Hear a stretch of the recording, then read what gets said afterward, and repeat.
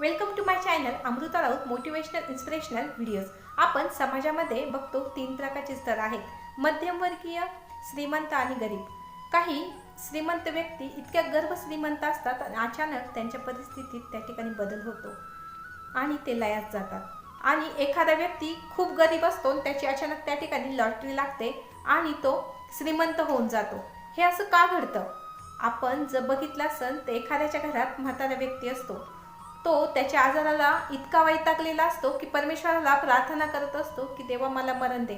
आणि दुसरीकडे विरुद्ध परिस्थिती म्हणजे एखाद्या कुटुंबातील जो करता तरुण व्यक्ती असतो, तो अचानक त्या ठिकाणी मरण पावतो आणि त्या कुटुंबावर संकट कोसळते. ह्या अशा घटना का घडतात? जर परमेश्वर असतो तर ह्याला अशा घटना का घडतात? आपण बघतो की काही व्यक्ती खूप श्रीमंत असतात तर काही व्यक्ती खूप गरीब असतात. काही व्यक्तींना 2 टायमाचे अन्न पण पोटाला मिळत नाही. ही इतकी मोठी दरी का? जर इतिहासात आपण बघितले तर त्या ठिकाणी रामालाही त्या ठिकाणी वनवास भोगावा लागला. सीतेला पण अग्निपरीक्षा ही द्यावी लागली. ते तर देव होते तरीही त्यांना ह्या गोष्टी त्या ठिकाणी फेस कराव्या लागल्या. तर याचे नेमके कारण काय? ह्या गोष्टी जाणून घेण्यासाठी तुमचे सर्व प्रश्नांची उत्तरे तुम्हाला या व्हिडिओमध्ये मिळणारच आहेत. तर व्हिडिओ पाहण्याच्या आधी तत्पूर्वी तुम्ही जर माझ्या चॅनलला नवीन असाल तर सबस्क्राईब अवश्य करा व समोरील बेल आयकॉनला क्लिक करा. द लॉ ऑफ कर्मा, कर्माचा सिद्धांत असा सांगतो की जसे तुम्ही तुमच्या आयुष्यात कर्म करत असता तसेच रिझल्ट तुम्हाला तुमच्या येणाऱ्या आयुष्यात पाहण्यास मिळतात. युनिवर्स त्या ठिकाणी कधीच बदलत नाही. जसे तुम्ही कर्म करता तसेच फळ तुम्हाला युनिवर्स त्या ठिकाणी देत असते. श्रीमद भगवद्गीतेत असे सांगितले आहे की कर्ता जो असतो त्याचे कर्म त्याला त्या ठिकाणी शोधून काढते. म्हणजे जसे लाखो हजारो गायांच्या मध्ये त्याचा बछडा त्याच्या आईला म्हणजे त्याच्या गाईला त्या ठिकाणी शोधत असतो, तसेच तुमचे कर्म तुम्हाला शोधते. म्हणजे जसे कर्म कराल तसेच फळ तुम्हाला त्या ठिकाणी मिळत असते. आता कर्म म्हणजे काय? तर सकाळी उठल्यापासून तर रात्रीपर्यंत आपण जे काही कामे त्या ठिकाणी करतो ती सर्व कर्म आहेत. आता ह्या आपल्या कर्माची नोंद, ह्या सर्वाची नोंद आपल्या कर्मामध्ये त्या ठिकाणी होत असते. यालाच आपण क्रियामान कर्म असं म्हणतो. आता क्रियामान कर्म हे आपल्या वागण्यातून, बोलण्यातून, विचारातून ज्या सर्व काही क्रिया त्या ठिकाणी घडतात, ह्या सर्व क्रिया क्रियामान कर्म म्हणून ओळखल्या जातात. आता आपण एखाद्याला शिवी देणे असो किंवा कुणाला वाईट बोलणे, कुणावर रागवणे, कुणाच्या तोंडात ठेवून देणे, कोणाची निंदा करणे, हे सर्व क्रियामान कर्म म्हणजे ज्या ज्या क्रिया आपण करतो या सर्वाची नोंद त्या ठिकाणी वरचा ठेवत असतो. म्हणजे जसे तुम्ही कर्म कराल त्याचे फळ तुम्हाला भोगावेच लागते. आता काही कर्म असे असतात त्याचे फळ तुम्हाला लगेच मिळते. म्हणजे जर तुम्हाला तहान लागली असेल आणि तुम्ही पाणी प्यायले तर तुमची त्या ठिकाणी तहान भागवली जाते. म्हणजेच पाणी पिणे हे त्या ठिकाणी कर्म आहे व तुम्हाला त्या ठिकाणी तुमची तहान भागली हे तुमचं फळ आहे. तसंच तुम्ही बँकेत गेलात आणि चेक भरला आणि पैसे काढले. आता चेक भरणे या ठिकाणी तुमचं कर्म आहे आणि तुम्हाला पैसे प्राप्त झाले हे तुमचं त्या ठिकाणी फळ आहे. परंतु काही कर्म ही अशी असतात जी तुमच्या संचितात त्या ठिकाणी साठवली जातात. म्हणजे जसं तुमचं बँक अकाउंट असतं त्या ठिकाणी तुमची सर्व कर्म त्या ठिकाणी साठवली जातात. आता एखादं तुम्ही नारळाचं झाड लावता. आता तुमची इच्छा आहे की ते नारळाच्या झाडाने उद्याच तुम्हाला फळ द्यावे, परंतु हे असं होऊ शकतं का? नाही होऊ शकत. त्याला येण्यासाठी, त्या नारळ त्या ठिकाणी तुम्हाला मिळण्यासाठी त्या ठिकाणी काही वर्ष तुम्हाला त्या ठिकाणी थांबावं लागेल. म्हणजेच काही कर्म ही अशी असतात त्या ठिकाणी ती संचित कर्म म्हणून त्या ठिकाणी साठवली जातात आणि त्याचे फळ तुम्हाला काही वर्षांनी प्रारब्धाच्या स्वरूपात तुमच्या समोर येते. थोड्या वेळापूर्वी मी म्हणाली की रामालाही त्या ठिकाणी वनवास सहन करावा लागला, कारण की रामाचे वडील दशरथ यांच्याकडून नकळतपणे श्रवणबाळाचा त्या ठिकाणी प्राण गेला होता. श्रवणबाळाच्या आईवडिलांनी दशरथाला त्या ठिकाणी शाप दिला होता. म्हणून रामाचा विरह त्या ठिकाणी दशरथाला अनेक वर्षांनी त्या ठिकाणी सहन करावा लागला. म्हणजेच राजा दशरथाचे ते संचित कर्म होते. म्हणजे जर कधीही तुमच्या आयुष्यात तुम्हाला एखाद्या बिझनेसमध्ये लॉस झाला असेल तर त्यावेळेस तुम्ही ह्याच्यामुळे झाले त्याच्यामुळे झाले असे म्हणतात. दुसऱ्या व्यक्तीला त्या ठिकाणी जबाबदार ठरवत असतात, पण त्या लॉससाठी तो व्यक्ती जबाबदार नसतो. ते तुमचे प्रारब्ध कर्म असतात, जे तुम्ही कधीतरी कितीतरी वर्षापूर्वी त्या ठिकाणी ते कर्म केलेले असतात आणि त्याचे फळ संचितात त्या ठिकाणी साठवलेले असतात आणि त्याचे फळ म्हणजे प्रारब्ध बनून आज ते तुमच्या समोर आलेले असतात. त्यासाठी तुम्ही स्वतः जबाबदार असता, त्यासाठी दुसरा कोणी व्यक्ती त्यासाठी जबाबदार नसतो. संचित कर्माचे प्रारब्ध कर्मात रूपांतर कसे होते हे अगदी सोप्या उदाहरणाने आपण या ठिकाणी समजून घेऊ. एक श्रीमंत घरातील मुलगी आहे, जिच्या वडिलांचा नावलौकिक त्या ठिकाणी खूप मोठा आहे आणि ती मुलगीचे प्रेम एका गरीब मुलाशी होते.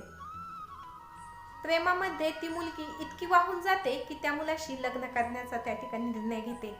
अगदी आई वडिलांचा त्या ठिकाणी विरोध पत्करून ती मुलगी त्या मुलाशी लग्न करते.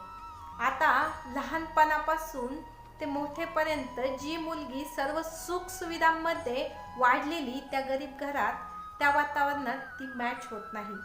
आता त्या मुलीचे हे संचित कर्म आहेत जे आज प्रारब्ध बनून तिच्या समोर आले आहेत. म्हणून माध्यम काही असे ना, पण आपण जे कर्म करतो ते प्रारब्ध बनून आपल्या समोर येत असते. म्हणजे संचित कर्माचे त्या ठिकाणी प्रारब्ध कर्मात रूपांतर हे होत असते. आप कर्म करिए फल तलाश मत करिए. आप कर्म करिए फल तलाश मत करिए, क्योंकि जरूरी नहीं अच्छे कर्मों का फल अच्छा ही मिले. क्योंकि जरूरी नहीं कि अच्छे कर्मों का फल अच्छा ही मिले, पर यह जरूरी है कि बुरे कर्मों का फल आपको बुरा ही मिलेगा. क्योंकि जरूरी है बुरे कर्मों का फल आपको बुरा ही मिलेगा. हिराबाई ठक्कर यांच्या कर्माचा सिद्धांत या पुस्तकात पाप पुण्याचा अगदी सोप्या पद्धतीने हिशोब केला आहे. त्या पुस्तकात त्यांनी सांगितले आहे की आत्मा ही कधीच नश्वर नसते. जेव्हा आपण एखादे कर्म करतो त्या कर्माचे फळ मिळण्यासाठी, त्याला मोक्ष प्राप्त होण्यासाठी त्याला देहाची जरूरत असते. तेव्हा त्या सांगतात की जेव्हा आत्मा जन्म घेते ती आपल्याबरोबर एक कणगी त्या ठिकाणी बरोबर घेऊन येत असते आणि त्या कणगीमध्ये आपण पाप पुण्याचा आपला साठा त्या ठिकाणी होत असतो. तो कसा? कधी तुम्ही चांगले काम करता त्याला आपण पुण्य म्हणतो व कधी तुमच्याकडनं वाईट काम होते त्यालाच आपण पाप म्हणतो. म्हणजेच या पाप पुण्याचा साठा तुमचा त्या कणगीमध्ये होत असतो. जेव्हाही तुमच्याकडून काही वाईट कृत्य होते तर त्या कणगीमध्ये ते साठवले जाते व जेव्हाही तुमच्याकडनं काही चांगले कृत्य होते त्याचाही साठा त्याच्यामध्ये होत असतो. म्हणजे जेव्हाही तुम्ही तुमची ही कणगी खोलाल तेव्हा तुमचा पाप पुण्याचा साठा सुख दुःखाच्या रूपात तुमच्या समोर येईल. म्हणजे जे तुम्ही रुजवाल तेच तुम्हाला मिळेल. तेव्हा या सुखदुःखांचा स्वीकार करा व जेव्हा तुम्ही या गोष्टींचा स्वीकार कराल तेव्हा तुम्हाला जीवनाचे नवीन मार्ग दिसतील. प्रत्येक घटनेला स्वतःला जबाबदार समजा, दुसऱ्याला नाही. जेव्हा तुम्ही दान धर्म कराल, लोकांच्या आयुष्यात कॉन्ट्रीब्यूट कराल तेव्हा तुमचे संचित कर्मात त्या चांगल्या गोष्टी त्या ठिकाणी जातील. आता तुम्ही म्हणाल यानुसार आम्ही आता जे पुण्य करू त्यावर आमचे पाप त्या ठिकाणी कमी होईल का? हे असे कधीच होत नाही.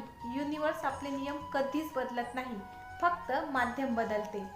जे तुम्ही पुण्य आज कमवता त्याचा तुम्हाला त्यामुळे तुमचे पाप त्या ठिकाणी कमी होत नाही. त्याचे फळ तुम्हाला हे मिळतेच. तुमचे सुखदुःखामध्ये त्या गोष्टी ह्या येतातच. एखाद्या व्यक्तीचे पुण्य कामी येते ते कसे ते अगदी सोप्या उदाहरणाने समजून घेऊ. एखादा व्यक्ती आहे, त्याचा एखाद्या ठिकाणी ॲक्सिडेंट होतो.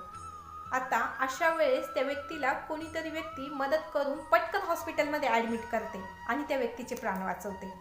तेव्हा लोक म्हणतात की ह्याची कुठेतरी पुण्य कामे आले म्हणून परमेश्वरासारखा हा व्यक्ती त्या ठिकाणी धावून आला. म्हणजेच परमेश्वर आपल्याला आपले पाप त्या ठिकाणी कमी होत नाही, पण परमेश्वर लोकांना आपण जे काही पुण्य करतो त्यामुळे परमेश्वर लोकांना त्या ठिकाणी आपल्या मदतीला त्या ठिकाणी पाठवत असतो. आता आपल्या पुण्याचा साठा आपण कसा वाढवू शकतो?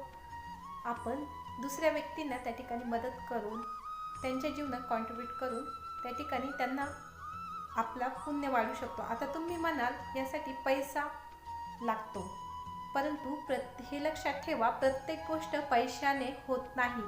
एखाद्या निराशामध्ये गेलेल्या व्यक्तीला तुम्ही हिंमत देणं, अडचणीत सापडलेला मदत करणं, चालता चालता अशी कामे करत चला जी दुसऱ्याला उपयोगी ठरतील. जर तुम्हाला कुणाचे चांगले करता नाही आले तरीही चालेल, परंतु कुणाचे वाईट मात्र करू नका, कारण आपल्या कर्माच्या हिशोबात आपल्या पाप पुण्याचा हिशोब हा होत असतो.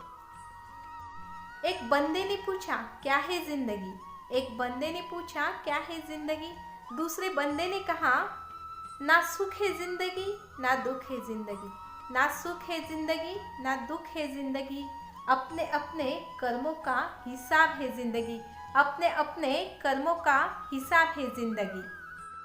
व्हिडिओ उपयोगी वाटला असेल तर लाईक कमेंट नक्की करा व कुणाला ह्या व्हिडिओची मदत होणार असेल तर शेअरही नक्कीच करा व व्हिडिओला नवीन असाल तर सबस्क्राईब अवश्य करा. Thanks for watching.